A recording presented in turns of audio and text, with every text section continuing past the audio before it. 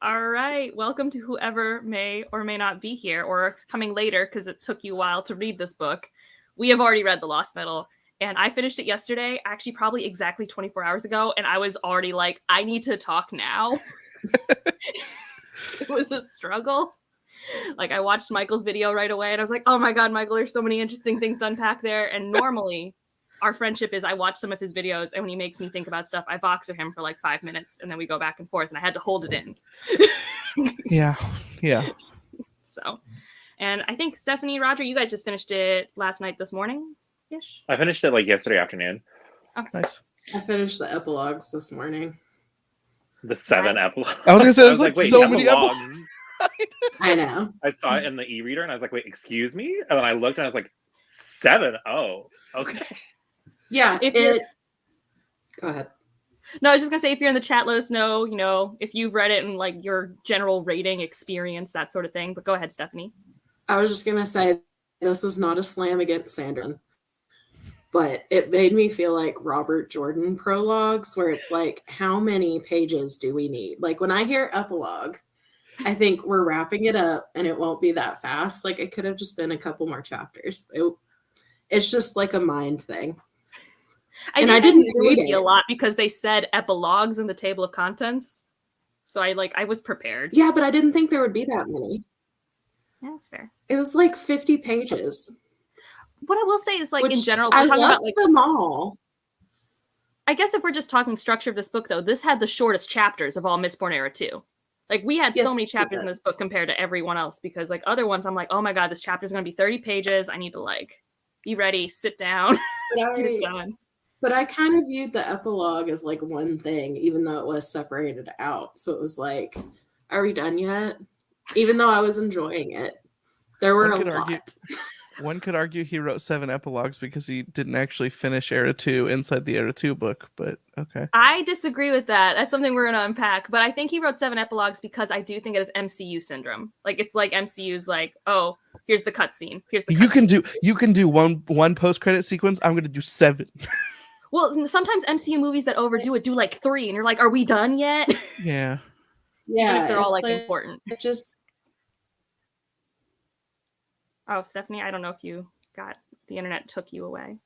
In case it isn't clear, though, we're probably just going to be talking full spoilers and full Cosmere implication spoilers without spoiling plot points of other books. Happy that you got to finish it. Unless you want us to do general thoughts first for the 35%er. Sure, we'll do general thoughts first before we go into, like, spoilers. But sometimes things might slip out. Like, if you really don't like general thoughts and how that affects you or something. Like, I'm a very spoiler sensitive person. Like, I don't even like hearing how people feel about books, because I'm really good at guessing things. And because of something Elliot said, I guessed a thing that happened like 50 pages before it happened, even though she wasn't actually leading to it at all. It's just that, like, why would that, like, my brain's just bad at that. It's like who I am for secrets and surprises. I'm like, don't give me anything, because I can't control my brain. It will do things. So that's just me. So Roger, what were your general thoughts, spoiler free? Liked, but did not love. Mainly, I really enjoyed the plot. I thought it was fun.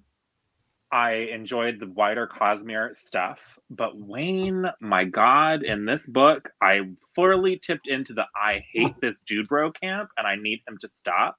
You don't need every time your mouth opens to be saying something about shaking off your peen after peeing. Like, I do not need that. No. All right, Michael. My favorite word in your review on Goodreads was buffoonery.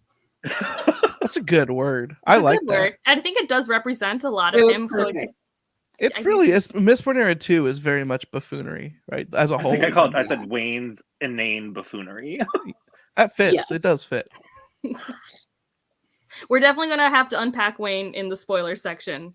It's like for sure a thing. All right, Michael, your turn.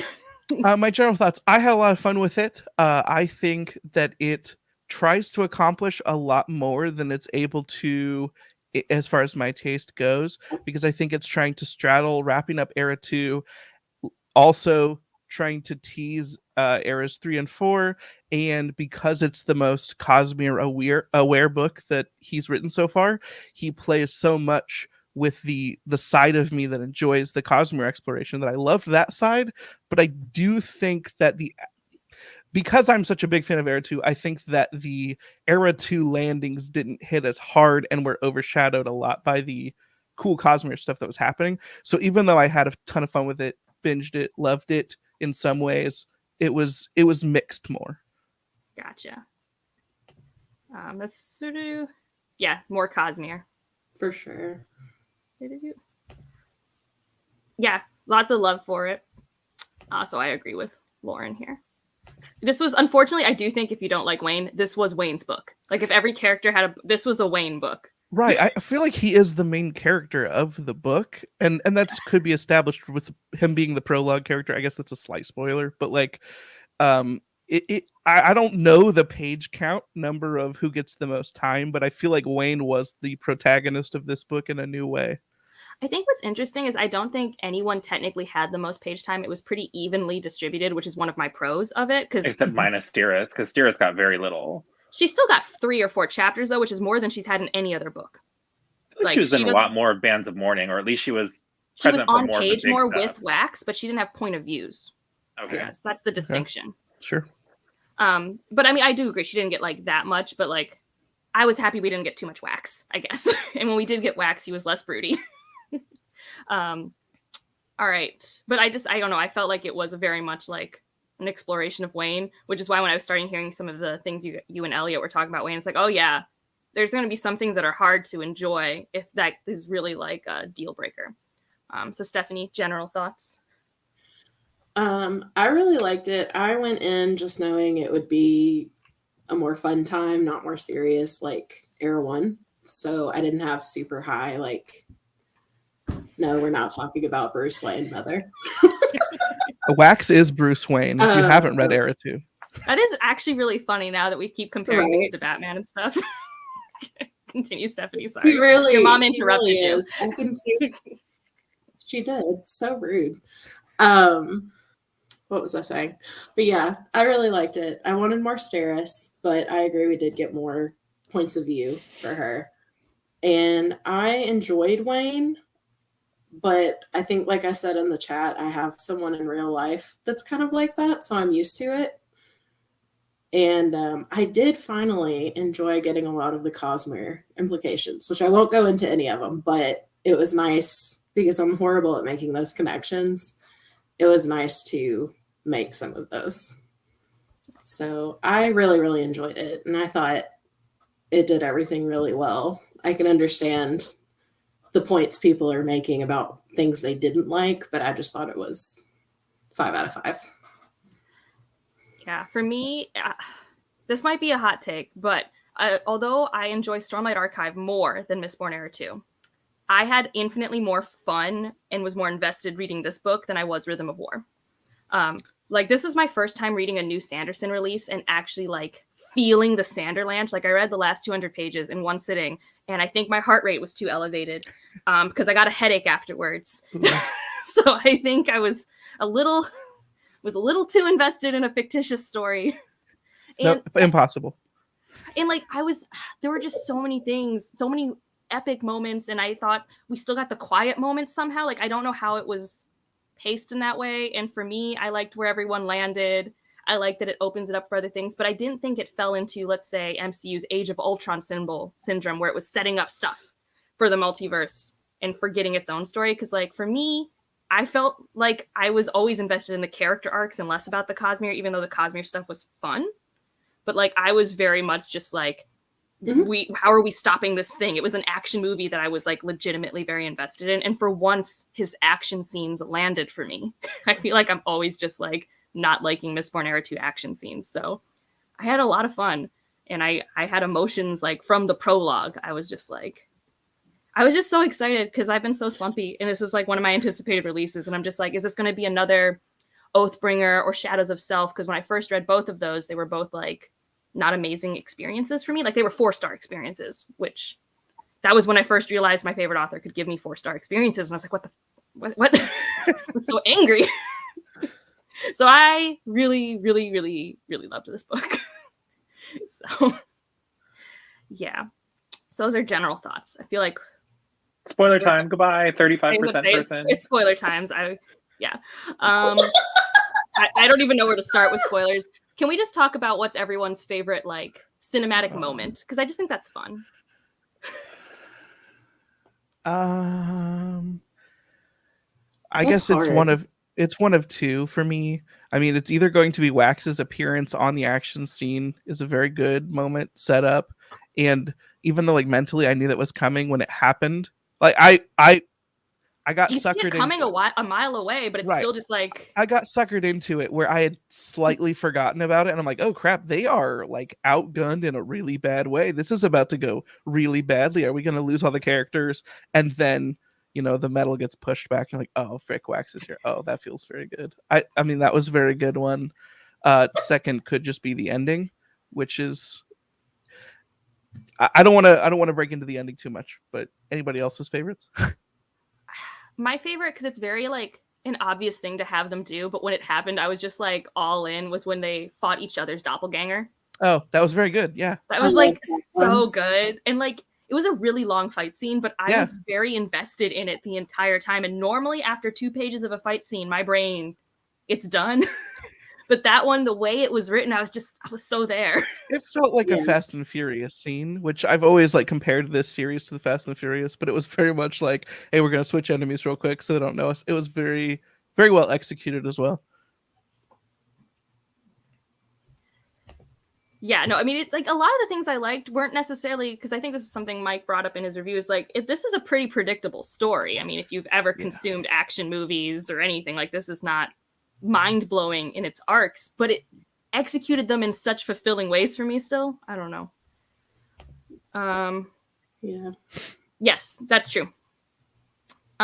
Is it because also when she does the stamp of herself, it's actually a version of her name, but it is her from Emperor's Soul. I knew it was someone I knew for like half the book. I was like, is this Shallan? I was just like, that would be with her. That would be crazy. Yeah. Stephanie, Roger, do you guys have a moment you like? That's just mine was the doppelganger and the ending were my top two. Yeah, I liked either the speed moment where we're going too fast and if we stop, we're going to blow up. That was fun. And then I also liked when they were draining all the power out of the pool to prevent the like mass invasion. Oh, yes. Awesome. Yeah. There's just so many cool things. Something I do want. Sorry, go ahead, Stephanie. I was just going to say, this was one where I kind of think we kind of knew where it was going to go in the end, but getting there was just so much fun. Yeah. I kind of didn't necessarily expect them to block the invasion like that quickly. Like, because it seemed like we were setting up for this horrific invasion for so long, and then we kept trying to hunt down the governor, and then we all of a sudden we're like, oh no, we can just drain all the investiture out of the pool and block it. So that was one of the moments that I was more surprised by, because I kind of half expected at least a couple of them to get through to like linger and have problems in Era 3. Yeah, I mean, I think that one. I was almost nervous that they were going to wrap up that half with Marcy too quickly, because I think that can happen sometimes with a chaotic ending, and sometimes does happen to me in some Sanderlanches where I'm like, okay, we wrapped that up too cleanly, but I felt like it still felt earned in some way, or I was so distracted by how dangerous the stakes were on the other end that I was just like, I'm glad we at least have this under wraps, because I can't be this stressed anymore. I need to be half as stressed. It's definitely borderline, almost too fast, but like it was just enough that I didn't feel like disappointed by the resolution. Yeah. And it was a really, really good intentional callback to Mistborn Era 1's ending, where they do a very similar thing to try to accomplish the goal of stopping the big bad. And that thematic throwback is always fun too. Yeah. Mm-hmm. No, yeah, and it is nice that we finally found all of the people who were taken for their genetics, because like we really didn't know where they were for like 3 months. I just kind of assumed after Bands of Mourning they were spike targets, like that in my brain they just had been killed. So yeah, it's I mean it's a lot less grimdark to see. Oh, they're alive. That's cool. I mean, some were spiked for sure. I think yeah. It's just yeah. All right, so things we probably need to get into. We probably need to get into Wayne, because that's definitely a part of it. We need to get into, is this actually an ending to Mistborn Era 2? Are there any other things you guys want to have long, rambly discussions on? Those are big ones that have come up for me in my head. We can start there and see if something else comes up. Right. Yeah. Oh, this is a question Stephanie had in our chat just before we get into that. Why were they drained? We don't know. It's just left there. Yeah. I need answers, Brandon.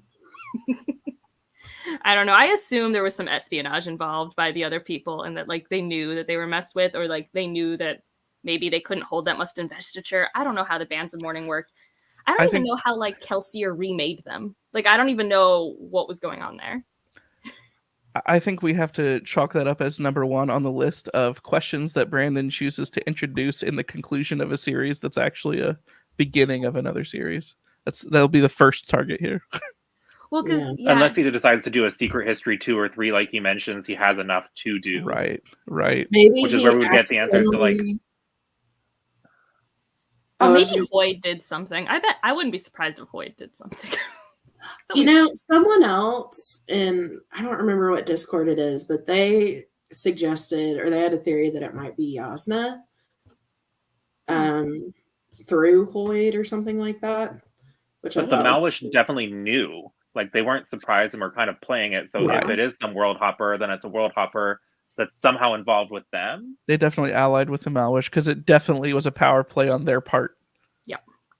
So there's definitely something going on. And I mean, I understood that the scope of the story was, like Michael was saying, it's already almost too big and wieldy for the 500 pages we're in. But it's like to introduce the Melwish in the last book, and we literally are like, we're in Cold War status. We're not actually touching like this. none. That's one of my biggest complaints. I wanted to see more, even just with Alik, besides him just being like a happy little baking lovely cinnamon roll, but also like, can we get a little bit more of like the Malwish culture or anything through him and Marasi? No. It was a tease. That's what it was. Maybe he'll accidentally write another series with them in it. I mean, I have to assume they're going to be heavily involved in the next one because he's been loosely following American history while writing at least Mistborn Era 2, and we've solidly set up Cold War era, like post-industrial revolution, and we have our other superpowers. So I have to assume that's going to be a part of our like 80s version of Mistborn Era 3, right? Because that's also Cold War USA stuff. Like, he made a fantasy nuke in the most actually scientific nuke way his magic system could have handled. Like it's not just I can do a super magic fireball. It is I basically created an atomic bomb. Well, also I think we've actually, especially with interactions with Moonlight / Shay, whatever, it's like, okay, so we've decided this is sci-fantasy. This is not sci-fi or fantasy anymore. This is Star Wars level sci-fantasy, and we're just all along for the ride. Yeah. So, okay, so I guess Wayne, so we can get this fight over with, because I just want us to love Wayne.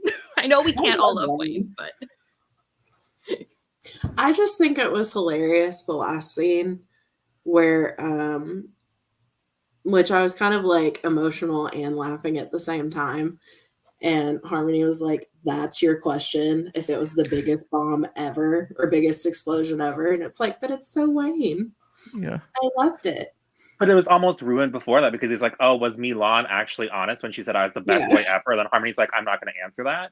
So those are the parts that really just like took me out of any kind of emotion. You know what I mean? So I'd be starting to feel, or there was like the resolution where Wax and Wayne were talking, and Wax was saying, you were really inspirational to me and helping me kind of be in the position that I'm in. And Wayne has to make some stupid joke about how like you never are sad about shaking it off an extra time, but sometimes you're sad about not. It's like, can we just have like a moment without it needing that? Because even if you have people in your life that make inappropriate jokes, I'm one of them. I constantly make inappropriate jokes, but sometimes it's nice to be able to have that emotional cathartic moment without needing a penis joke or a boob joke or an inappropriate comment about Rent's body. And it's just like, come on, like, can we just have just one moment where Wayne isn't doing something stupid? And he just reminds me of like a frat guy, but then now he's 39 years old.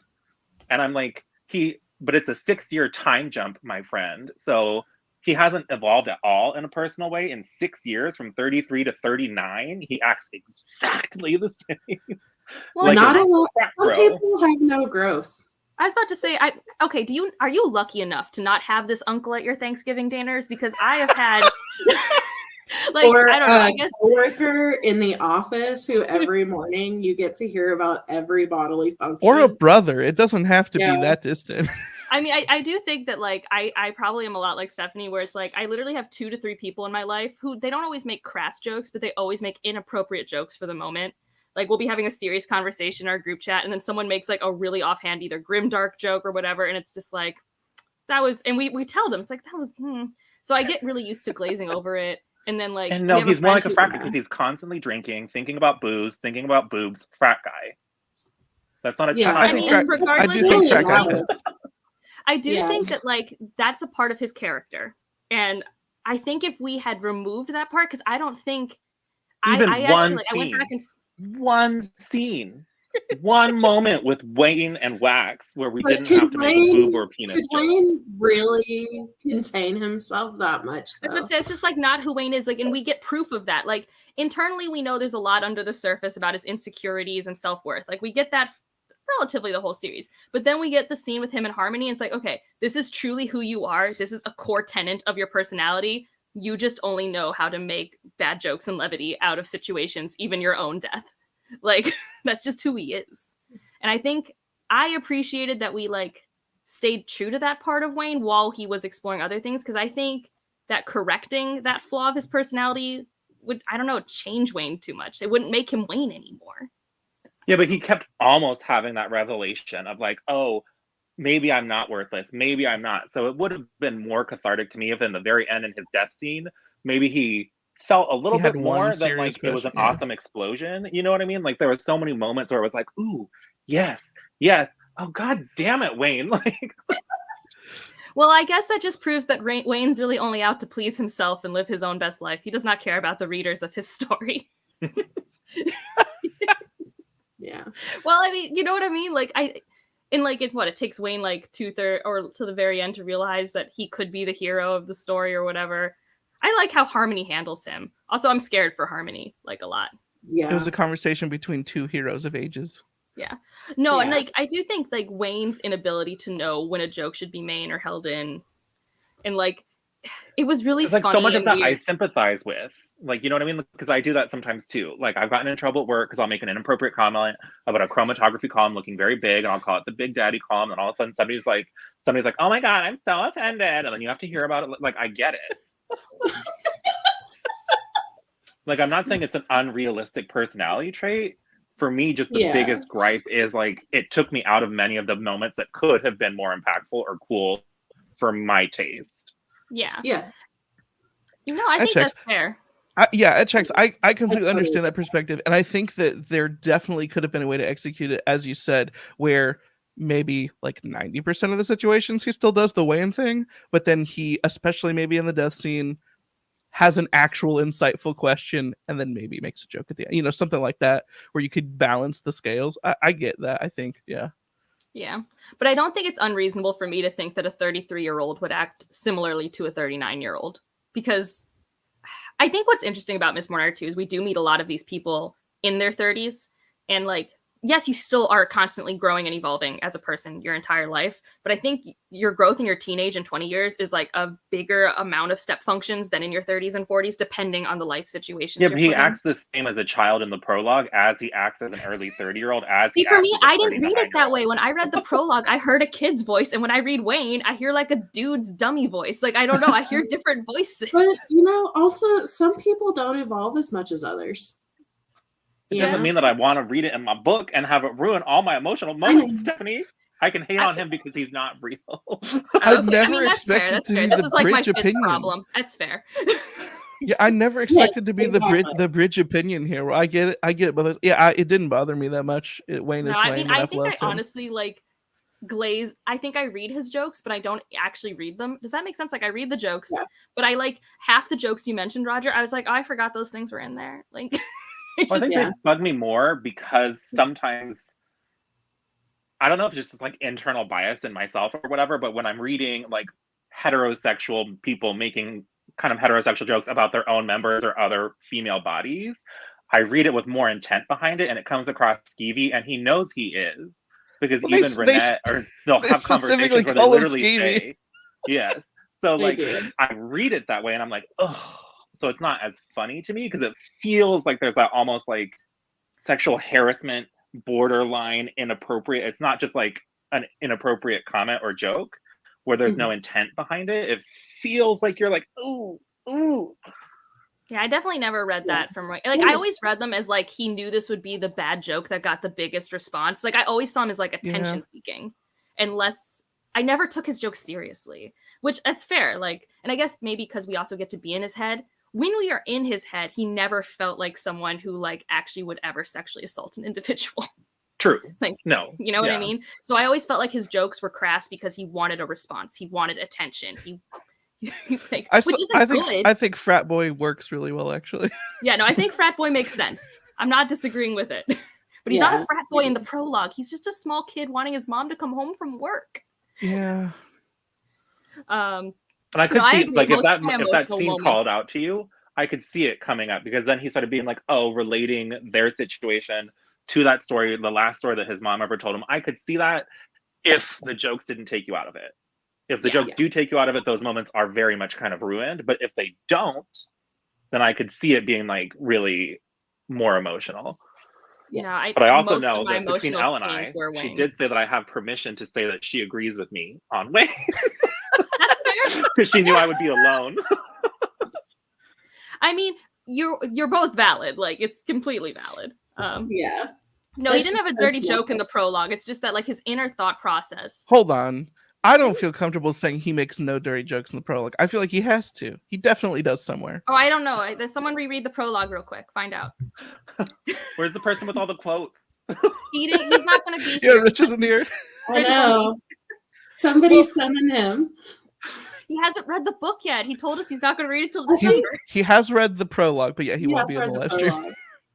So text him. We need a quote stat from the prologue. I'm sure there's gotta be some dirty joke that Wayne I do think there is something interesting about like I've had this. It's like a higher order discussion of how like the training the thought process of a character as a child versus a teenager versus adult, and how dramatically should that thought process change on page to you and stuff like that. Like sometimes people are like, oh, that character read too young to me or read too old. You know, we always are like imparting that, and I'm just like, man. But sometimes, like, for me, I feel like my internal brain, how it functions, has been set in place since I was, like, 12.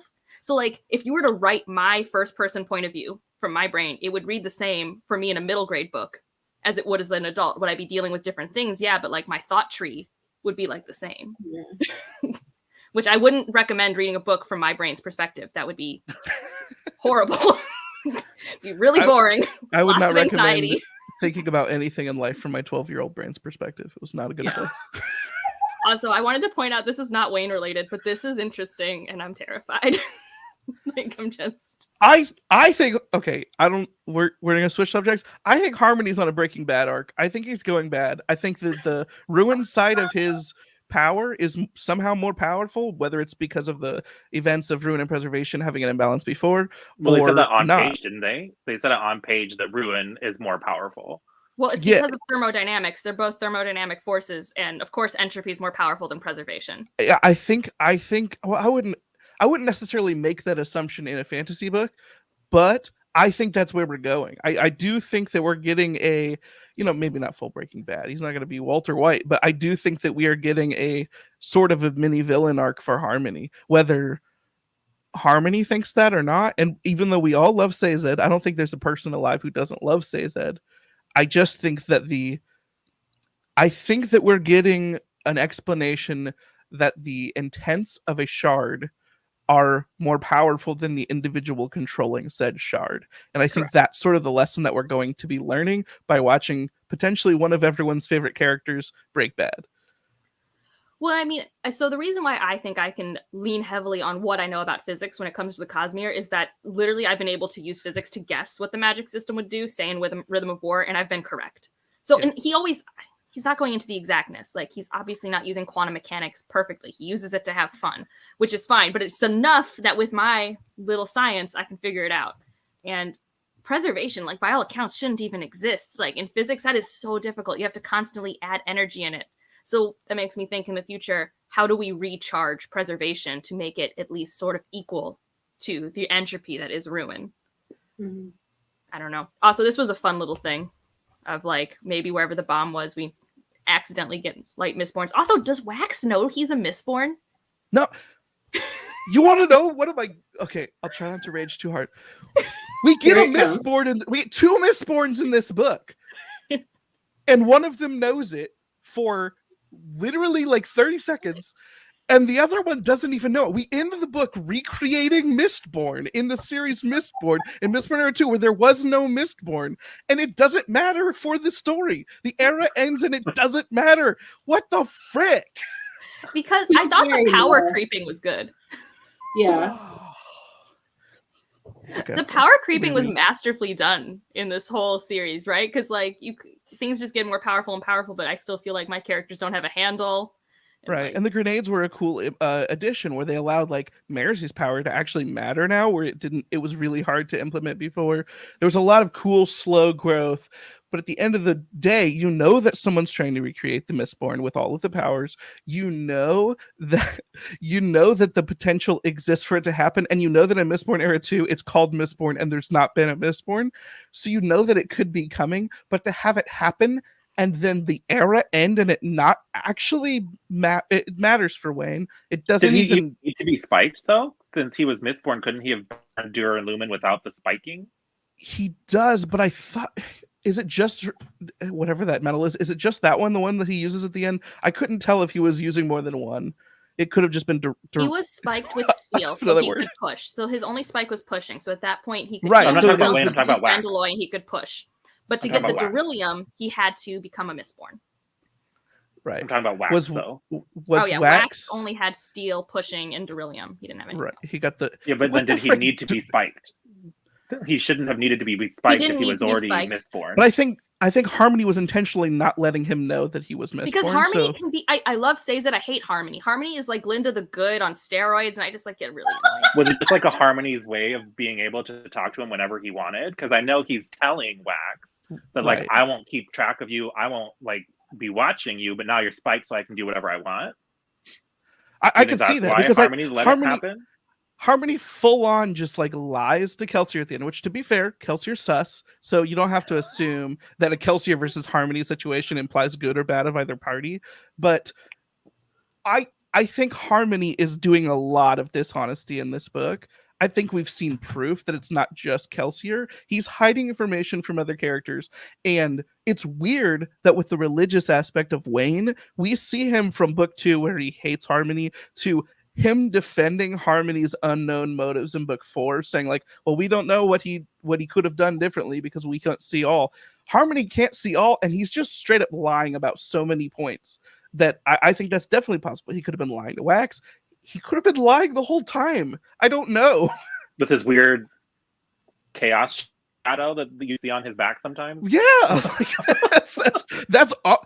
There, I can't spoil anything else, but it is one of the most ominous moments in the Cosmere. Is everything having to do with Harmony in this book in particular? Yeah, no, and like, I'm wondering. So like, we know Andalusium from Mistborn Era 1, the shattering, that's how the shards go everywhere, and now we have shards places. And we're getting to learn how these shards affect individuals who get to ascend with them. And like in my brain, it's like, what is our end goal of the Cosmere? Like, what's our hope with all of these powers in this universe? Like, where are we going to end up? And I have no idea. Like, no idea. It doesn't seem like reconstituting them is the correct move. Some of them have been shattered. Can you even reclaim a shattered shard? As I'm saying, like they were able to get like the door from Elantris from those shattered shards, but it's apparently really hard to get. Yeah. And then we have this Aether thing, which we learned from Twin Souls. I think that's the first time we've seen that, although Lift's powers and Stormlight are oddly similar, the way that she can form things. The White Sand powers are very similar to the Aether powers, so I was thinking it was the same thing until I realized he had some unpublished random story out there about Aethers or something. Yeah. No, I mean, I think what the Aether does and how it connects to maybe other things that are similar is it allows things from the cognitive plane to be on the physical plane, but not for long. Okay. I think, because you know how Lift, so this is not a spoiler for Lift the character per se, but it's about her magic. Lift can directly consume investiture from food, and she can do things in the real world, like make vines she can climb on, which is not normal for someone with her powers in that world. But those vines will disintegrate. and these disintegrate in a similar way to these crystal structures. That checks, yeah. Yeah, so But the there's crystal something... structures only disintegrate in this world because the investiture isn't correct, right? Because they made some hints about like it was only disintegrating that way because of him being so far from whatever it's called. Whatever world, yeah. Now, the people that are giving him powers, are those shards or are those just invested beings? Like, what is that weird voice that he talks to that gives him the ether power? Right, I don't know. I don't know. But it's also like, I think one of the last series we're ever going to get in the Cosmere is supposed to be Hoyd's origin story. And I think that's supposed to deal with a lot of this backstory that we know nothing about. But that's literally the last thing we'll ever get. Yeah. So I don't know. So hold your breath. Or maybe don't, because you'll die, because it'll be like 15 you got 30 years. Yeah. Can we talk about that? I got my dad into the Cosmere, and I don't know if that was a bad idea or not, because he's already in his 55 now. Like, there is an extreme possibility he'll never see the end of the story, and I think I'm a villain now. My stepdad unironically does talk about that all the time, because he got me into the Cosmere in 2005. Like, he was the one who read Elantris back then, and he was, he's like 58 now, and I mean, in 30 years or whatever it takes him to finish the series, I will be my dad's age. Maybe I'll be there. Technology by then, and he'll be fine. I could be dead. I could not survive it. My family history is not very good, medically speaking. Unless we shift into the world of the Scythe arc or whatever, where we just all live forever. Oh, unless you get pruned. I haven't thought about Scythe in 2 years. Oh man. Well, so who here's read Emperor's Soul besides me? That's after Elantris, right? It's not even chronologically connected to it. So is it just me who's read Emperor's Soul? Part of the series. I'm supposed to. Oh, you have. Okay. Sorry, your screen was frozen, so I couldn't. I needed a verbal. Okay, because like I wonder what it's like learning about that character without reading Emperor's Soul. Because the minute I saw the stamps, I was like, oh, weird. It's her. If I had not had someone that's really, really a big fan of the Cosmere come into my Discord and just like start Cosmere discussion questions and explain to me, what was it, the marks or whatever they're called? If someone had not explained that to me, I would have been so lost because I haven't read Emperor's Soul. Yeah. Well, because like that's why, like for a long time I was like, this person does stuff with writing and she's kind of like mysterious, and like we know Shallan's personalities are always everywhere. So I was like unsure if, where we're at, because I knew this was after the first 5 books. And I'm like, I guess we don't know what happens to Shallan in book 5 of Stormlight, but who knows? But I was just like, but then I saw the stamps and I was just like, oh, that's so cool. But it was also really random because she has such a contained novella. Like I was just not expecting her to be picked up by Kelsier. Like it's random. Yeah, I do love, that's my favorite novella, like one of my favorites of all time though. It's really good. And I know there's like a bunch of other things that, like, if you haven't watched Bookborn's video, that there's a lot of people who are related to other people in other books, but those matter less to me. So I've refused. Well, there's the Elantris one too. Like one of them is the cousin of somebody in Elantris, I think. Yeah. There's been a lot of, like, it seems like if Warbreaker and Stormlight are more connected, Elantris and Mistborn are more connected in terms of, like, geography of this whole thing, because there's a lot more crossover there. And I mean, even in Secret of Mistborn, the first people Kelsier meets are Elantrians and stuff like that. Yeah, that's true. That's true. So I guess, is there any other Cosmere things we want to talk about before we actually get into Mistborn Era 2 and how this felt in the context of these 4 books and not, the implications? So I guess like maybe Cosmere related and ending related. If I understood what was happening at the end of the book correctly, when Wayne does the bomb thing, does he temporarily travel faster than the speed of light? No, he froze light. Either way, it seems that because he's so focused on science, whatever he did there could easily potentially lead to FTL travel or some sort of way of traveling between worlds, especially if we're going to go spacefaring Mistborn Era, without having to use Shadesmar to do so. It seems like it was a very important discovery on the Cosmere science level. I don't understand everything relating to it, but that seemed important. Yeah, I mean, I know Sanderson's been on like TikTok or something, and I'm sure everywhere else being like, we're messing with things, but we're trying not to introduce time travel. You're right. He doesn't. I don't think he wants time travel, but I do think that eventually we're going to have to get to a point where you can travel between the planets. If you get space travel, then you could just physically go there. But right now, the main way is to take a portal to A Shadesmar. perpendicularity. Yes, thank you. and then get there through portals. And I think that having some more direct access between the worlds could, one, lead to a lot more crossovers, and two, make the implications of Cosmere shard related fighting happen. What's interesting is like you have to, so like there was a lot of talk in this with autonomy and stuff like that about how some planets are behind others technologically a little bit, but we haven't really seen the planet that like does have all of the technology we would expect for interspace travel. And like I know that there might have been one before the Shattering, but I'm just like wondering, were there others? Like there's a lot of like origins of the Cosmere that like I just need the entire info dump of. Like where's my Silmarillion for the Cosmere? Like where is it? Like, so And I guess related to Cosmere things, question.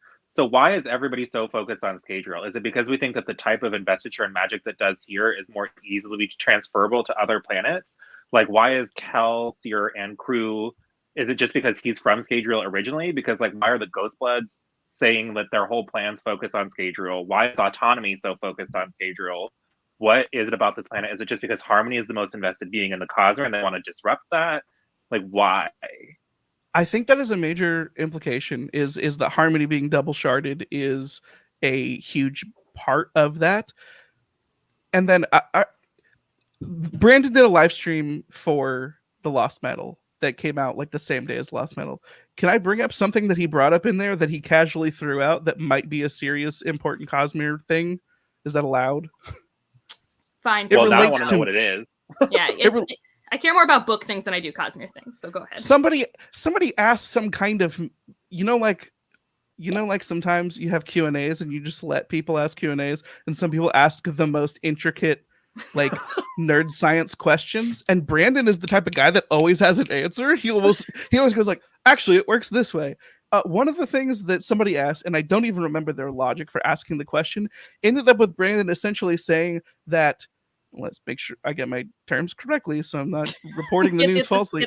He basically said that hemalurgy is a constant and it's not tied to Scadrial or the shards on Scadrial. Not hemalurgy. Frick. Which one is hemalurgy? Scadrial has hemalurgy. That's the spikes. Okay, the hemalurgy is not tied to Scadrial or the shards on Scadrial. It is a cross-Cosmere magic system. And he also sort of implied that Furochemy might be the same way, where those specific magic systems might actually be cross Cosmere, and Allomancy is really the only one tied specifically to Scadrial and the shards on Scadrial. And that implication could have something to do with why Mistborn seems to be such an important thing, just because they're the ones that have discovered and experimented with those specific magic systems throughout already. I thought that was kind of a pretty huge thing to just throw out in a random Q&A. I mean, it's kind of in the Ars Arcanum, if you think about it, because he talks about there are the metals that Feruchemy can use to store raw investiture.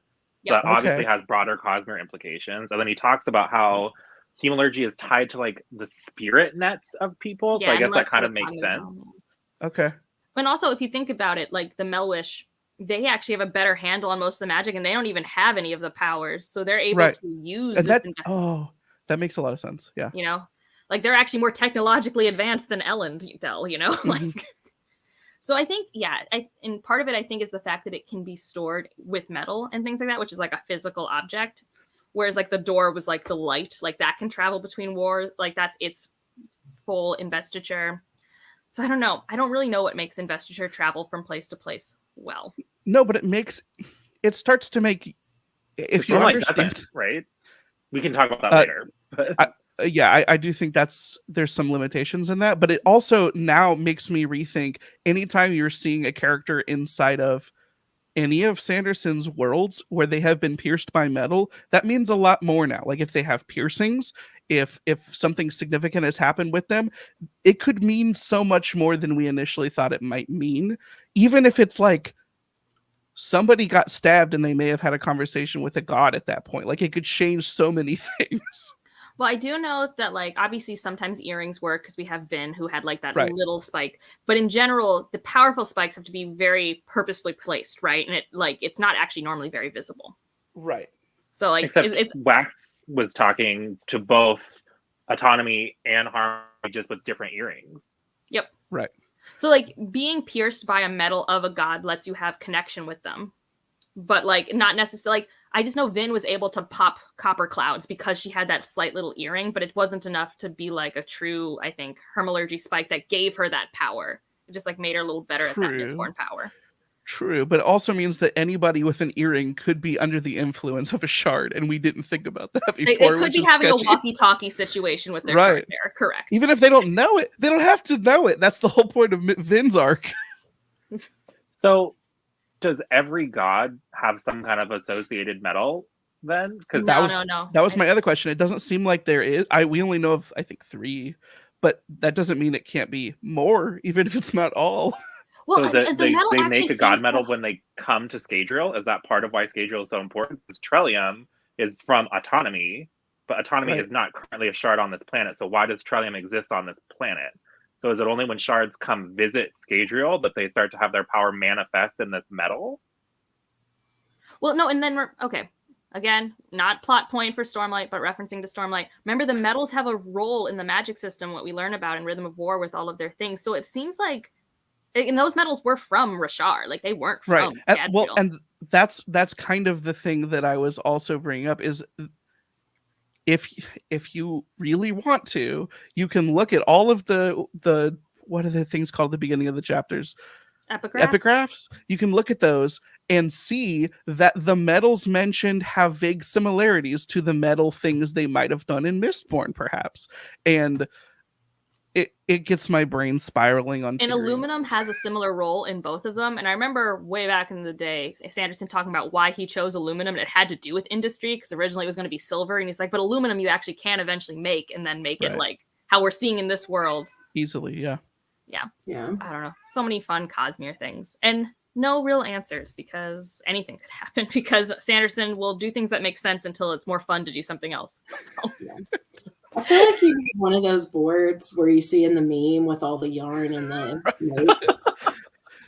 You need to have 4 boards, one on each wall, with strings that connect across the room. Yeah, and like a gigantic. And they have to cross perfectly at like Ado Nauseam in the middle. Yeah. Well, back to this series, because I do think the Cosmere stuff is super fun. Like, I think that's a part of its joy. And if you are not a Cosmere person and you were just here for the story, I guess I'd be curious to know how that lands for you. I do actually think I was still here for the drama of, oh my god, we cannot have an atomic bomb go off in Elendel. Like, that was still very important to me this entire time. I was also having a lot of fun in the background, just being like, what's happening? And also Kelsier being back. As much as, like, he's sus to me. Like, he is neutral. He's chaotic neutral. I don't know what he's doing at any point. I still love him. Yeah. We love Kelsier, I think. But I think that as a whole, while he is sus, I think his sus is already semi-known. Because if you look at the Ghostblood's tenants, I don't think he has ill intent for Scadrial. I think that his suspect aspects come from the fact that he doesn't give a crap about the rest of the Cosmere, and he's willing to sacrifice anything else to protect Scadrial, which is very bad, potentially, even like self-conflicting, hypocritical with his own purposes for Scadrial. But I think that's where we have to be worried about him. I do think he has Scadrial's best interests at heart in his own mind. Yeah. This is something that was said. I don't know if that answers some questions. I assume he's also kind of self-serving, right? Because then he also wants to get his power back because he's no longer Mistborn. Yep. And real quick throwback to the last video is we do get to see, we were wondering how did he come back to the physical realm. It turns out he only kind of did. He just somehow spiked his soul to somebody through the eye, and that's what weird. I said. I thought he did. I just thought he just like clung onto a body. Yeah, that's also kind of questionable, depending on whose body it was. We were very wrong about who Trell was. Oh yes. I mean, I loved that too. Like in this book, it's like, I guess obviously if you're very in the know in the Cosmere, you might know the names of a lot of the shards or whatever. Autonomy was not on my radar. Like at all. And when it's just like, oh yeah, it's autonomy. We've known this for like 6 years. I'm like, oh, what? Okay, I'm here. Did anyone else enjoy like the hipster pondering on what autonomy actually means if you're trying to mass produce something of autonomous? And also if you can split autonomous pieces of themselves, is it possible for autonomous pieces to actually fight against each other? What does that even mean? I loved that spiral. Yes. I was wondering this too, though. So Kelsier's new body has his scars. So is it his body? But how old was his body? Like, how degraded was it? Like, I don't know, question. Man. I don't know. Or did he self-scarify? Did he have a... Wait, didn't a Chondra eat his bones? Maybe he had a Chondra eat his bones and he killed the Chondra? So, I don't know. Just... What somebody ask Sanderson one day, because this doesn't seem important. I bet he'll answer very this oddly one. Specific question. This is going to be like Cosmere conspiracy theories.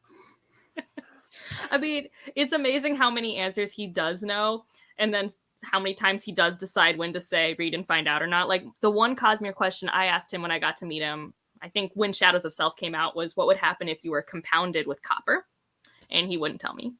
I just wanted to know. Like, if you could burn copper as an allomancer and as a ferochemist, what does that do with your memories and stuff? I just wanted to know. I thought that was a very innocent question, and I was not given an answer. Well, if he didn't tell you, that means it's a significant plot point later, right? Well, or he didn't know the answer at the time because he was outside in the cold in Boston signing books.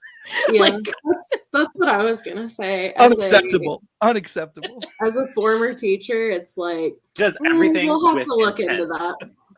Right. Yeah. I love doing that question. It could also be part of it, depending on the origins of this body. If this body was like on the cognitive plane and then being brought into the physical plane and being pierced, his soul was pierced on. Like, we don't really know what's happening with Kelsier. Kelsier doesn't even know what's happening, really. He's just... I was happy Marcy didn't join. And actually, Marcy was another character who, like, I got really attached to this book. Like, I actually really liked her arc and her journey. And that's the thing, is like, I think every character, I really enjoyed looking into them and where they were going and where they ended up. Like Marcy, for once, I wasn't super annoyed with Wax. I think having Max as a kid was good for him. Seeing Wax as a dad was so cute. And, oh, that scene where, like, Wax and Vin kind of have this parallel of being these destructive forces. And when Wax has to just, like, essentially do his Daredevil stare scene. When he John Wicks up a tower, yeah. Yeah. Like, I'm just like, oh, I feel bad for you, Wax. This sucks. Yes. He really didn't want to. That is...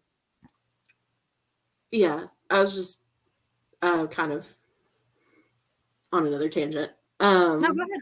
I really liked from a, like... What's the word? Words aren't coming to me anymore. Like, setup, writing standpoint, how we got just enough time with each of the points of view.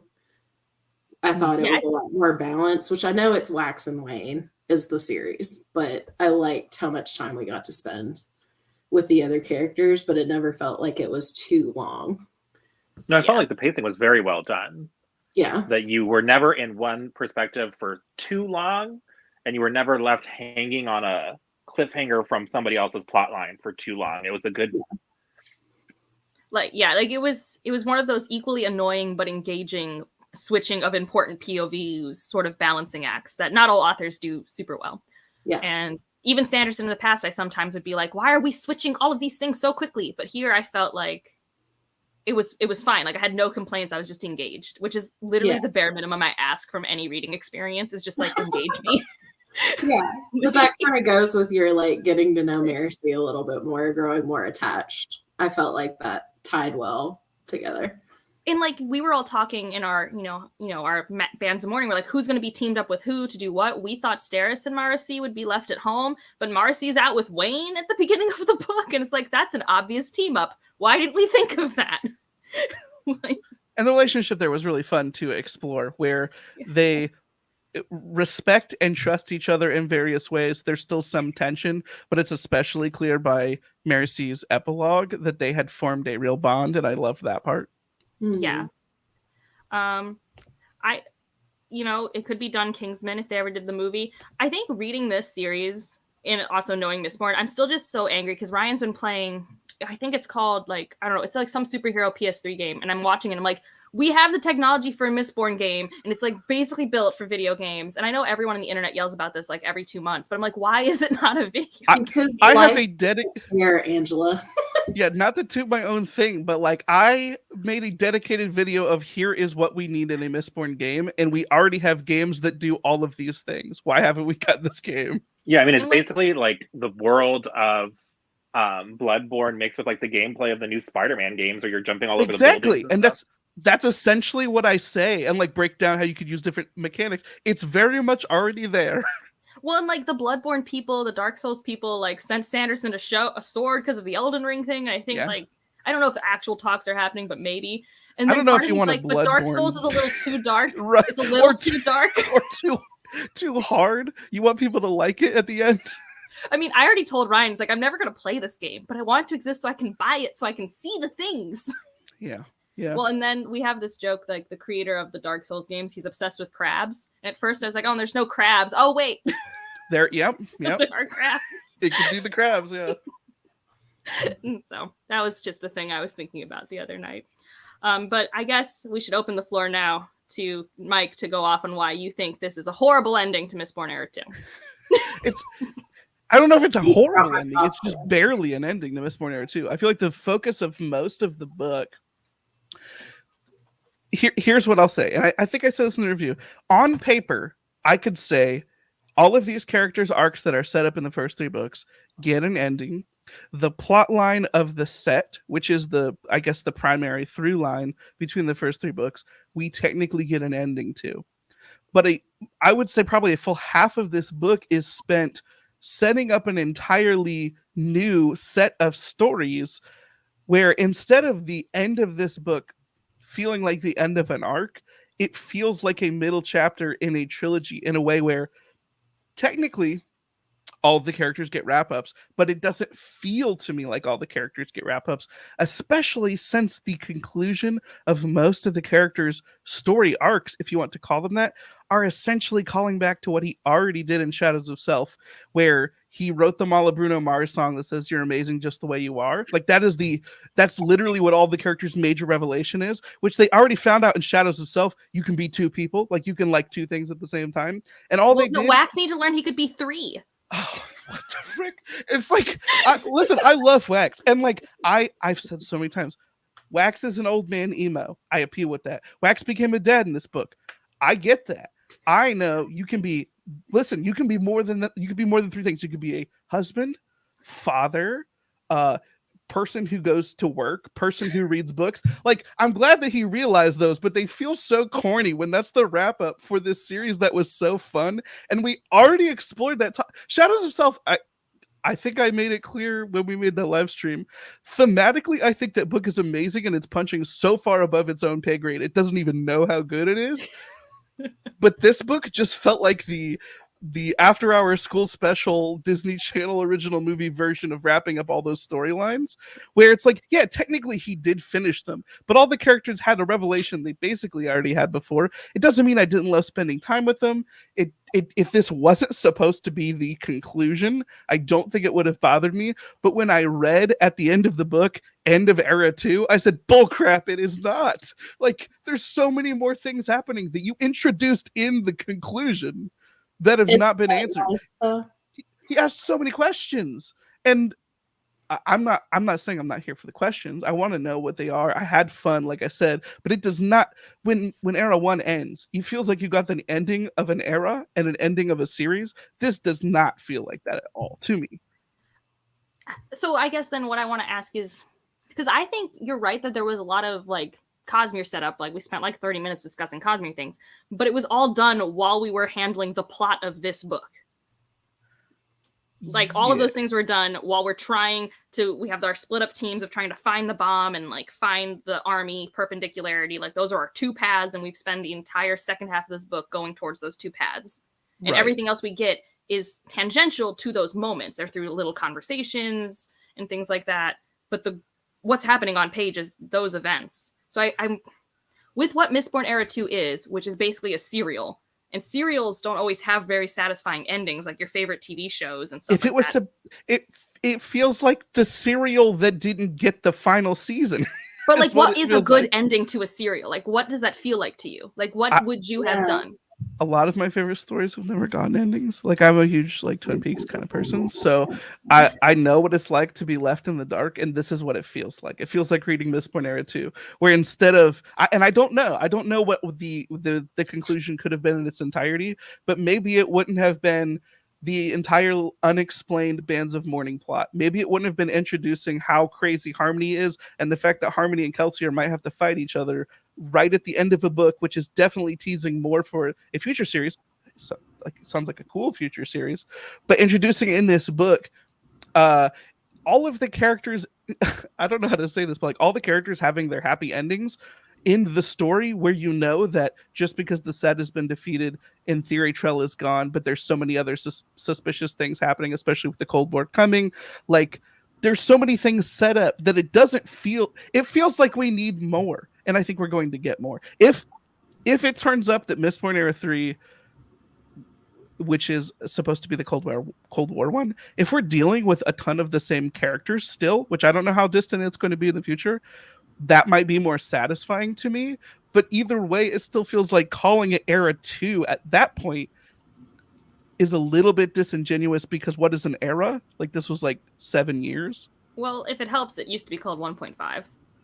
Yeah, I mean, whatever you want to call it. It definitely doesn't feel as self-contained, as monumental of an ending as Era 1, or calling it end of an era. Right. It doesn't feel like an era. As much as, because it was a serial, because it was like a pulpy action thing, we didn't get to see the characters grow as much, any of them really, in the way that we saw like Vin and Ellen and all of those characters grow, because it was more time. The culture was going through shifts faster, I feel like, at that point, though we did see the invention of cars in the last 6 years and how that changed everything here. It just feels like calling it an era is not accurate. Like, it is the genre of stories of books that came between to tell the story leading up to the Cold War, but it doesn't feel like a concrete set of arcs in the way that I wanted to. And I don't know, I could have had it go on forever. I think that's part of my point, is because it's a serial, ending it in the way that it didn't work. I don't know how you could have done it better, but I would also be fine if he just said Miss Pornera 3 has a lot of the same characters too. Like, that would be fine with me. But I don't know if that would be fine with everyone. What makes it Era 3? What makes it a new era? Exactly. Well, I think that's like a problem we've been having in our own time, right? Like, shorter and shorter time periods define certain things. Like, time moves so fast, so it's hard to have like distinct long generational markers.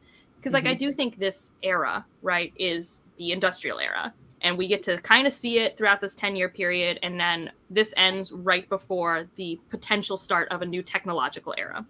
Right. Like, this doesn't have their own great wars like we did in our history, but essentially we're picking up after that.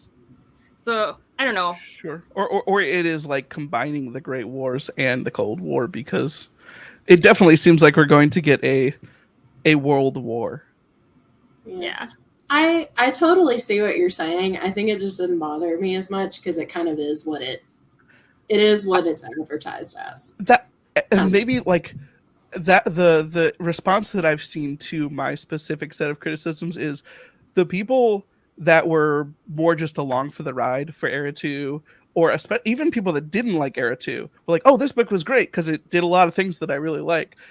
But maybe just because I was so into the bizarre and unique way that Era 2 began with the first 2-3 books, maybe just like it's a me problem, and like I thought it was something else.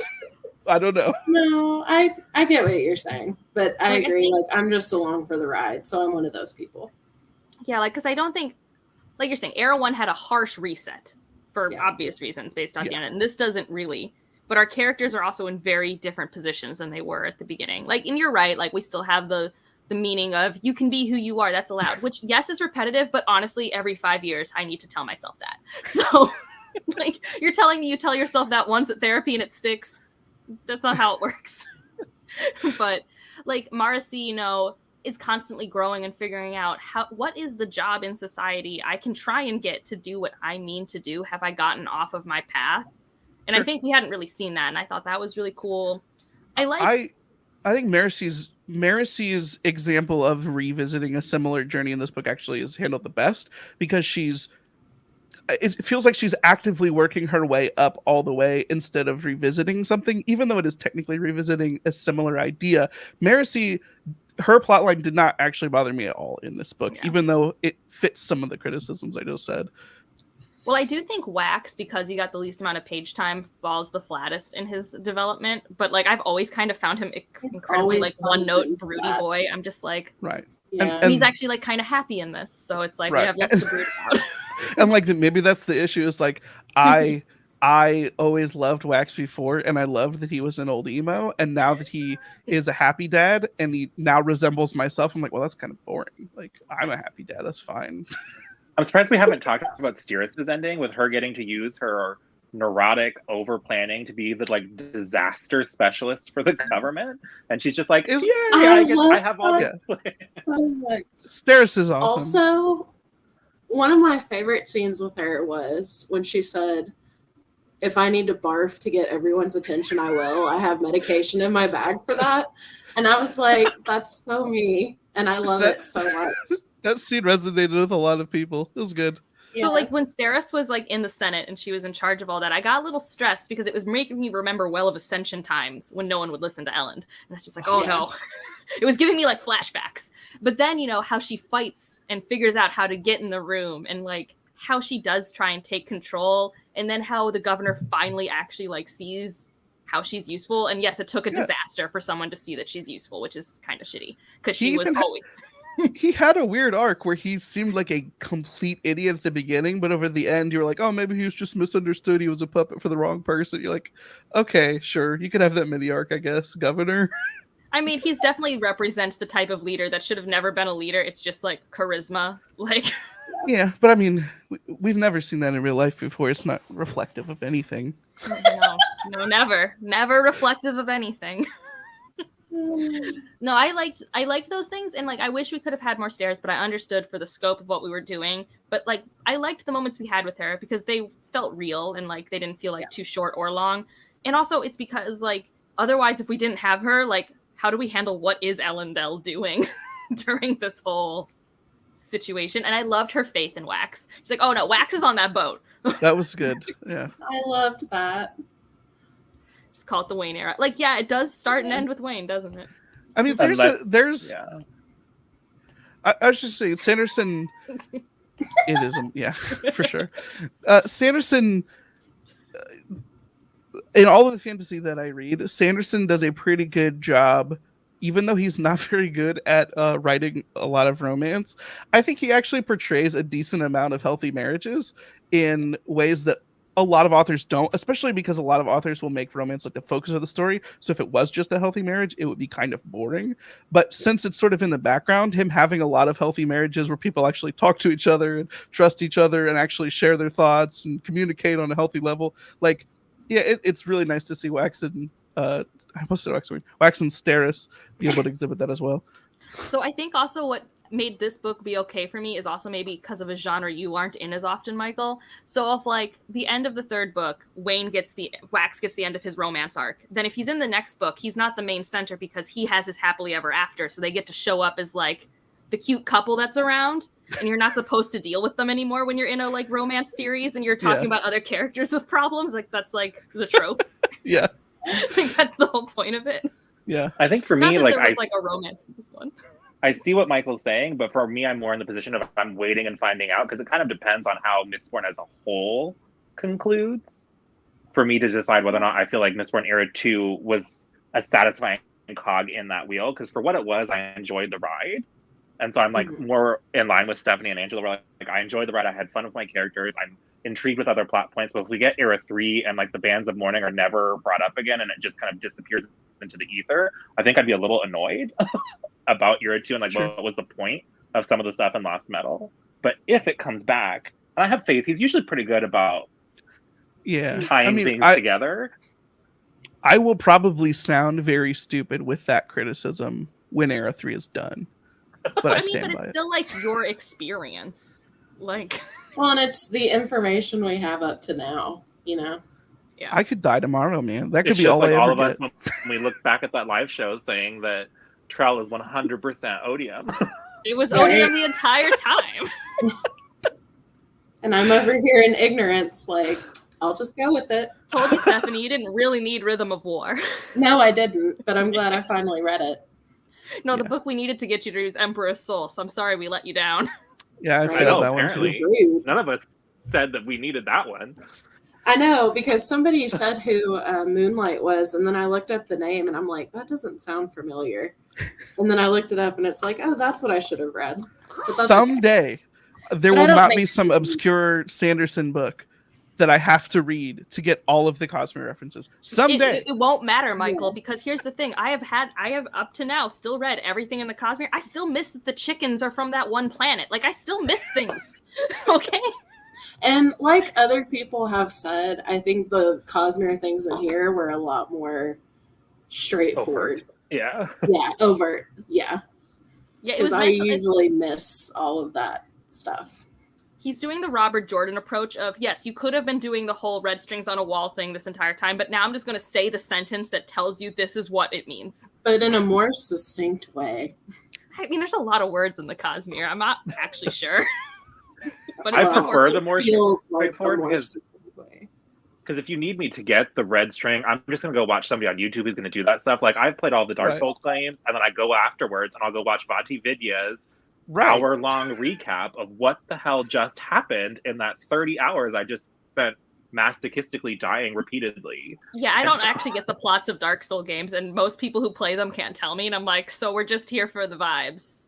You have to go watch Yeah. videos because when some of those content creators make them very cohesive, and you're like, oh, I don't Yeah, know they make necessarily it that I saw all of that, but that's a cool. They make story. me wonder if they made it all up just in a way that fits because it's that obscure. Also, a thing we didn't mention in our Cosmere section. I don't have an answer for this. The red and gold people, I don't know what they are. If anyone else heard people have theories or whatever, I have no clue. So like I mean, my hypothesis maybe is it's related to the weird like semi-autonomous army potential Warbreaker spoilers, right. because there Maybe. is that whole thing that they have where they make, since she's autonomy, it would kind of make sense that it's like some kind of weird autonomous thing. My thoughts were either related to that specific thing or and I won't say anymore. There's things that have already been released from the secret projects that might tie into this book in some ways. That I read the preview chapters for those. Well, I appreciate I've been you. avoiding those. I'm like the going plague. in so like I know nothing. That book's going to show up. I'm going to open it, see the title. Are you Let me trying to know the avoid the titles. titles too? I mean, I've seen I'm the title. succeeding. Completely succeeding. Oh, Even when- I saw the titles already. Well, I mean, I don't when remember what Tor any of dropped the them are. titles, I just like skimmed by. I'm like, nope, not reading that. Okay. I don't mean to make a personal attack on anybody, but if you think that book is going to show up on your door with you never seeing the title of any of these books, you're going to have to go so dark on the internet. Mike, I'm making it. No, I'm so good at just scrolling past and not reading. I'm so good at it. Oh, If man. anybody can do it, she can do it. I'm gonna do it. That would be impressive. I'm I rooting mean, for it's you. also like it's a I matter don't of have just, that much patience. Well, I also It just doesn't- wanted to know which ones I needed to include in the Cosmere read along. So I Oh, read enough that checks. to know which ones are involved. Is this true? Who knows? I've only read the first graphic novel for White Sand. I mean, White Sand doesn't talk really about the shards, and it's not really talked about in a Cosmere way. So I don't White know Sand that has you this- could know for sure. And it's the sand we saw show up in Stormlight, but I don't think we saw sand in this one. So, what was this? They were, yeah. Like, I just feel like if you were just reading all the Mistborn books, because Mistborn's been your favorite thing, you would be really excited to get to Stormlight and Warmbreaker now, but you wouldn't have, like, needed it. Does that make sense? Sure. You can Yeah. understand the story of Mistborn without, yeah, for sure. Absolutely. Well, I just Yeah. hate those people that are like, oh, you have to read X book before you read it. No, you don't. It's just going to be a different reading experience. You'll either Right. be like, oh, I wonder what Roshar is, and then go read Stormlight, or you'll have read Stormlight and be like, ooh, Roshar. Like, it's just a Yeah. different experience, but neither one's better or worse than the other. Also, your ability to spoil yourself with no context clues, I'd be impressed. I'd be That's the so hard part. impressed. What are the odds that you remember something that had zero context 500,000 words ago? At the close edge. That's the close edge. Right? But you know what I'm saying? Like, I don't know. Like, my thing is always like, if people love the Cosmere and they want to get into it and they haven't read anything, I'm like, okay, if that's a project, then read in publication order, and then you'll experience everything the way that other people have who've read it. But, also just do your own thing and just know you're going to see Easter eggs when you see Easter eggs. And because even the big things in Stormlight are not that big a deal. Like, I spent many years not knowing some crucial character crossovers, and it did not affect my experience. I want to get to the point where that's not true. And I don't know what that means for the market and for people getting into it, but I want to get to the point where we have cross arc story arcs, or we have some sort of series that actually makes a difference, and it will interfere with both stories. We are not there. I feel like we're approaching it, but we are not there, even if I want to be, sort of. We'll see what Stormlight 5 does. I mean, the closest we would have been would be if Shallan was Moonlight. Then that would have been kind of spoilers for book 5 in Stormlight, but she's not, so we still have no idea. I think that post Stormlight 5 will be a good place for him to actually start doing some of those things, where you get, like, if he's going to cross bounce, where like Mistborn Era 3 book 1, you might need to know stuff from that to understand Stormlight 5 potential, something like that. I do think that, like, this is information I'm calling from like a really long time ago, so he might have changed his approach and things, but I don't actually think one of Sanderson's goals for his stories are to have those major crossover moments, though. Yeah. It's just, if he never does, then the Cosmere feels less impactful. If we never get an Avengers moment, then but that's what I'm saying. Like, I don't think movies, that's ever, like, in the past been his goal. Like, that could have changed. Right. Times happened. You rewrite arcs all the time. You think of a cool idea. But I just don't think, like, for him, the coolness of the Cosmere was just the interconnectivity, in that, like, I think potentially our big moment would be that last series with Hoyd, where we get the context for everything in the background. Sure. But I don't know. He could have thought of something. Or Era 4 space traveling and Arc 2 of Stormlight. There could potentially be. Yeah. I don't know what this says. Okay. I don't remember who the Aurelie are. Mm-hmm. And are not native to Roshar. This is the beginning. The gloves are off. That is what he said. That was a quote from Brandon Sanderson. I mean, that's fair. I do feel bad for people like Alan, who, like, don't want to spend all their time just reading the Cosmere to catch up. But I also just think that, like, a lot of the things that are spoilers are not that important. I'm gonna say all their time. We're spending 2 years reading everything in the Cosmere every other month, and you're telling me you can't read one book every other month, Alan? Yes. Even though I know you're not watching this because you're never going to read book 4. Right. Okay, so here's the thing. Alan and I are frenemies, and we always have been, and we always will be. You guys are friends. Calm down. I'm gonna make a statement that's gonna sound like I'm attacking him, because I am. If you freaking care about spoilers that much, then read the dang thing. And if you don't, then don't. Like, it is a binary. If you care about the spoilers, then read the thing. If you don't care about the spoilers, then it's fine if they happen. Yeah. Well, and also, like, most of the time, like, spoilers, like, I do feel bad because he got, like, spoiled on one of the bigger moments in the So did I. That didn't stop me from enjoying it, even if I did miss out on a significant moment. That sucks. So I read all the Cosmere as fast as possible so it couldn't happen again. The Yuri are in Roshar. Okay. Yeah, Alan and I had the same exact thing spoiled about Mistborn Era 1. Well, it also, like, it's really, like, I think it's obvious if you read a lot of stories like that too, and it's really telegraphed on page, but, like, me, like, 14-year-old reading The Final Empire, I was... Yeah. No, what? I didn't even play video games, man. I didn't know anything about storytelling. I was like, you can do this. Yes. Because at that point, I thought Kelsier was the main character, and I was wrong. Well, and for me, he's so loved, it's easy to make that assumption. And I think that's a cool thing that would, if you hadn't had it spoiled, it would have been a cool moment. But yeah. What were you saying, Stephanie? I was just going to say, Mistborn was probably one of my first adult fantasies I got into. So for me, that was just, I loved it. Like 14-year-old you. To this day, my stepdad, who's read a bunch of the other stuff in the Cosmere, has not read Well of Ascension or Fear of Ages because he is still so livid about Kelsier's death. It's been years. It's been like 2 decades. Could you get him to read it if you told him like it wasn't real?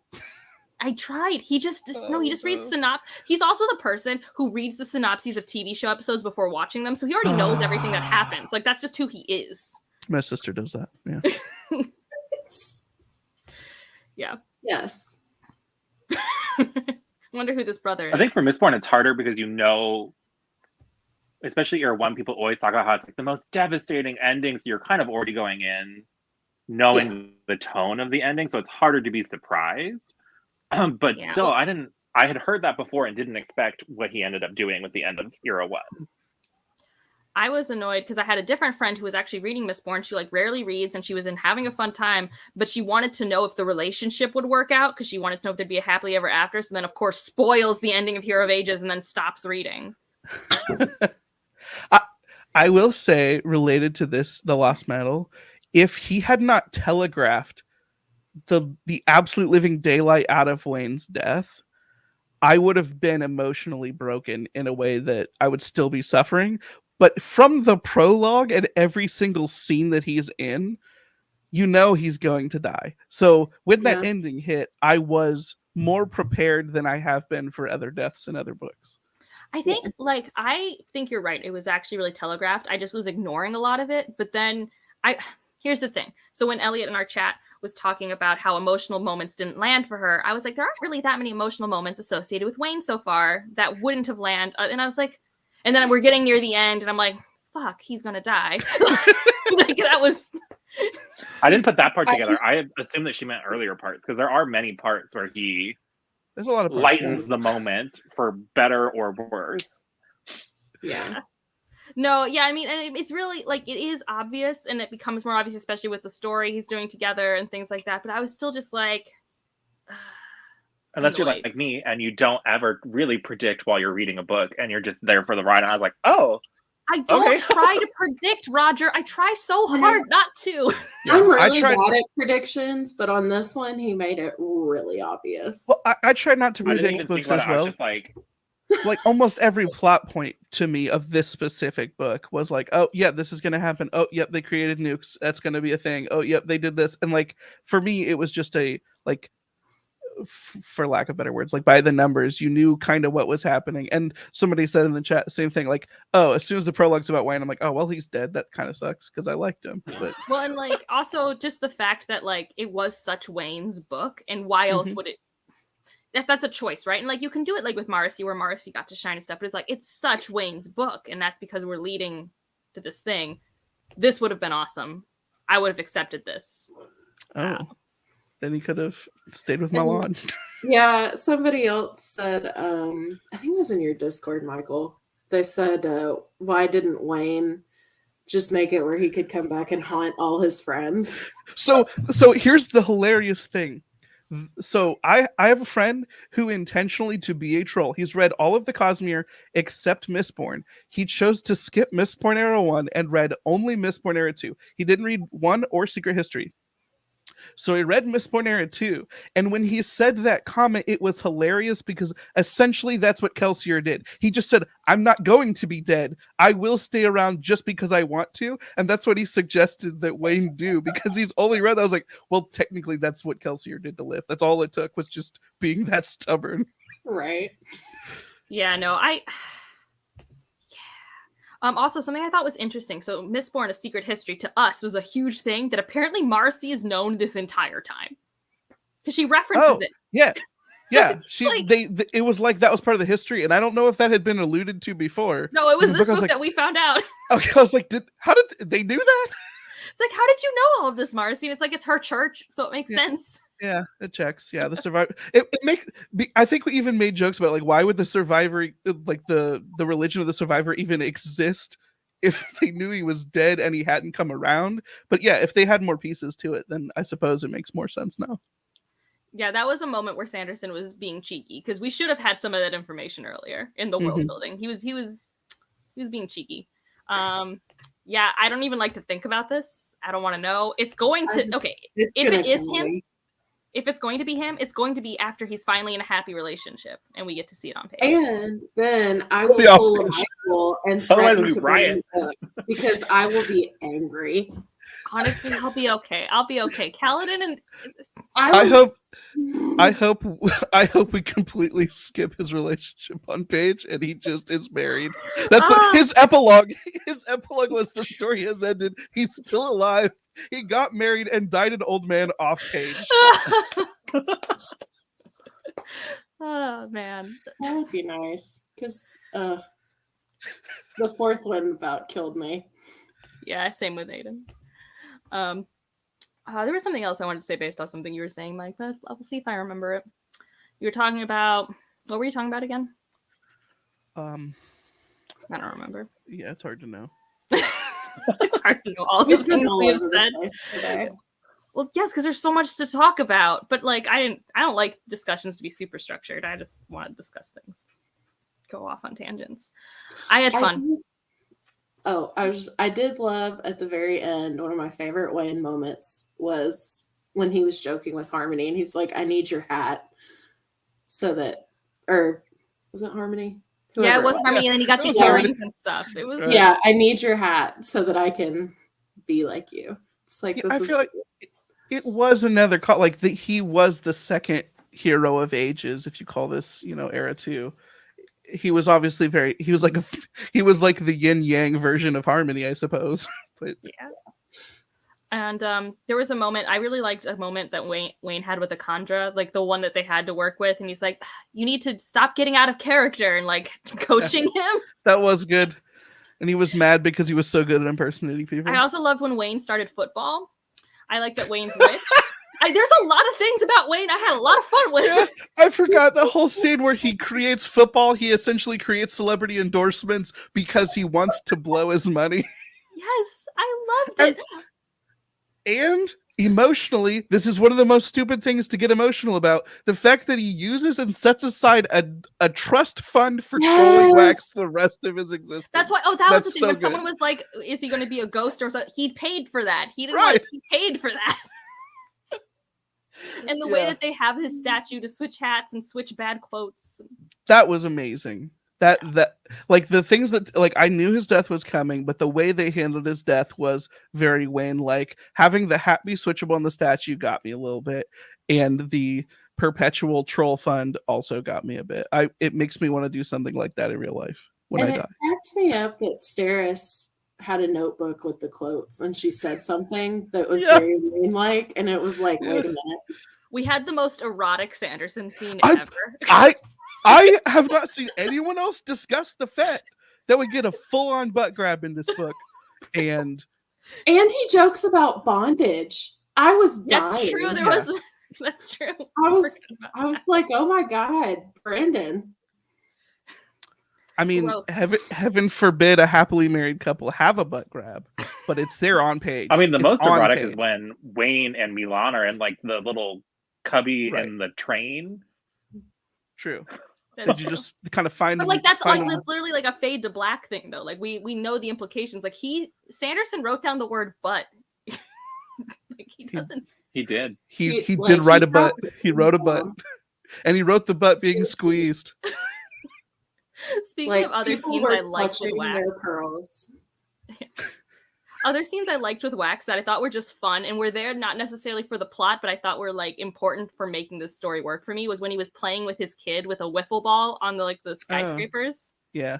And like how he saw in his packing that his kid had left him the ball. He's like, oh, he must have helped. Yeah. But that was also the light bulb for, oh, the bomb needs to be off a high. Like I don't know. Yeah. I just love those little moments of like catching you up. It felt organic. People relate. Yeah, people like Brandon writing kids differently, but like the father-son relationship here made it feel like he has a son and he has related to him. Like the son just drawing pictures, being like, I got a dog. I got a cat. Yeah. As someone that has children, the father-son scenes felt very natural. Like my house is covered in artwork and dumb games and toys and whatnot. You're in an important meeting and your kid has to go to the bathroom. Right. Yeah. Like that's a hilarious video. That was so great. Yeah. I think those are the reasons why I love this book and why I still felt it was so Mistborn Era 2 central, because like I have like I literally could make like 3 pages of lists of these like all these tiny moments that like I just adored. Like the moment where we see Wayne underselling himself when they are investigating this office of the scientist from the chemistry building. And they're like, okay, we told you all these stuff. Is that enough? He puts on a hat and he literally like, does his own deductive reasoning that he doesn't realize that's what he's doing. Yeah. But Yeah, that's good.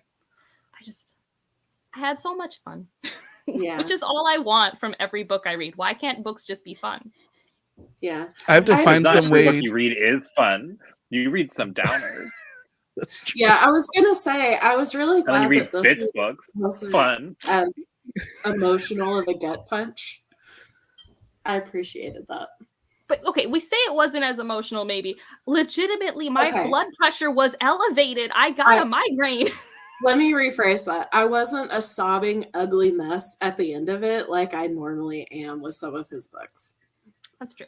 I mean, I never cry at a Sanderson book, I don't think. I cry at every book, but I'm trying to think if I've ever cried. I think I did for book 1 and 4 of Stormlight. Okay. Both of those. But that's it. Like I get those emotions of like, oh yeah, fist bump, like when Wax showed up for the Here Comes the Cavalry. Like I have like those moments of like, oh, this is so epic and cool. Right. And like, I mean, nothing gave me Sword of Kaigen vibes. Like no. that was no, Sword of Kaigen is the book that I had to put down. Yeah, I did. I had to put down that book for a day, day, and I never do that. Yeah, I haven't read that book yet. Well, did you back the Kickstarter? Because you can get a personalized signed paperback for like normal price. Because we're saving up to move. Yeah. And having extra money for beautiful books is like not in the budget. Okay. Speaking of Jade Legacy, did you see? This is totally off topic. Where for the Locust campaign, she was like, "I will write a personal handwritten apology note for whatever scene destroyed you emotionally in the Green Bone saga." And people were like, "I thought you were kidding," and then they posted screenshots. It's a real thing. I was like, "That is genius." Yeah, I agree. I didn't cry. No, I'm heartless. Like truly, Angela doesn't cry. When I say a book emotionally affects me, you should assume that means that the average person would be on the floor crying, looking for tissues. Like, although Jade Legacy had a very impactful ending, I did like that. I know, Michael, you haven't read. I can't speak to that either because I haven't even read Jade City. I'm in the minority opinion about the Green Bone here, so I'll let you guys. I didn't like Jade. You can enjoy your fun. Jade Legacy is so good. I'll be the one in between because I haven't read it. Well, you'll get there one day. I mean, I'm starting to figure out where we overlap in our reading taste, Roger. I'm so excited you love the Jasmine Throne as much as me. That's all I really care about. But I will say that I think there is overlap between the group of people who like the Jasmine Throne and Jade City. It's not perfect because there is a huge difference in magic and setting that I do think sometimes is more of a deal breaker for people. But yeah, for me, the side eye is mafia, Yakuza type stuff is really not my thing. I don't like The Godfather. I don't like any of the stuff that usually gets comped to Jade City. But then sometimes people, when they talk about Jade City, they're like, well, it's not really like that. So I'm like, we'll see. I own the first book and I'm reading it in December. Yeah, I mean, I know nothing about those types of media. It's kind of like how Mistborn Era 2, everyone's like, it's a Western. I hate Westerns. So, like, sometimes those things don't matter. It's more like steampunky industrial than Western. Yeah. Like, book one, I'll live long. Like Legends of Korra. Yeah. Yes, I could see the Western stuff in book one, especially when we spent more time in the roughs. But as soon as we're not in the roughs and we're in Elendel, it's not really Western vibes anymore. Right. We're more leaning steampunky, arcane-y type of Legend of Korra. It's like much more industrial revolution, not Western. We're not riding on horseback, lassoing something a you girl. Reminded me that I really liked about this book is that, so a lot of Mistborn Era 2 is we have these two people who are known in the roughs. They are famous. They've done all of these things that we never actually see them do. And we see them put in situations where their skills can be used, but they're not the situations they were put in the roughs. And this felt like our actual like detective story where they actually were like, you know, talking about the good old days and like doing things that were, I don't know. I felt like I was getting a glimpse into their actual partnership in the roughs in this book. And I thought that was really fun. You can be wrong. It's okay. I mean, it's fair. That's fair. I mean, But it's just whatever. so good. I bought the nice hardbook covers, so I'm gonna give my mom my paperbacks. So because I don't have space for both. Are there any other thoughts since we are running on an hour and 35?